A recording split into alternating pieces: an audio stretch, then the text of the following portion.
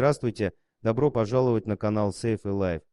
Жители северной части Онтарио были шокированы, когда снова увидели дружелюбного оленя, живущего по соседству, только на этот раз со стрелой в голове. Олень, которого местные жители ласково называют «Кэрот волшебный олень», с 2017 года навещает Лиэн Карвер, ее мужа и других жителей города Кенора, Канада. В течение 3 лет он неоднократно возвращался к дому пары, осиротев еще в юном возрасте, после чего его вырастил олень по прозвищу Потейто, русский, картошка. Правда, в этом году пару олень шокировал, поскольку из его головы торчала стрела. И хотя Кэрот русский, морковка, кажется, не обращает внимания на большой стержень, который проходит через макушку его головы и выходит из его правой стороны головы, этот порядок вещей действительно сильно расстроил многих, в том числе и читу Карвер. После того, как они заметили, что их постоянный посетитель был ранен, фотограф дикой природы миссис Карвер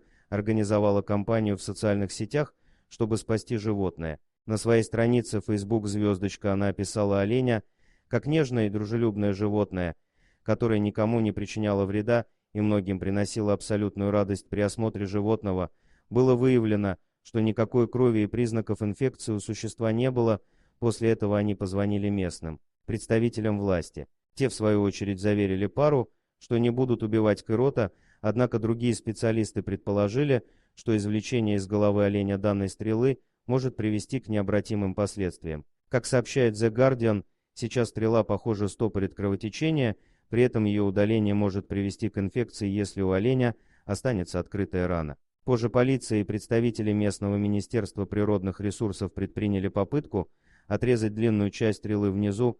В итоге, после усыпления оленя, они смогли это сделать. Теперь остается лишь надеяться на то, что оставшийся кусок снаряда выпадет сам в ближайшие несколько месяцев. Отметим, что в Facebook звездочка Кэрот получил весьма немало сообщений с поддержкой со всего мира, включая Австралию и Южную Африку. Миссия группы внести изменения в местный устав, который был изменен 4 года назад и сейчас разрешает жителям города стрелять из лука в оленей в черте города.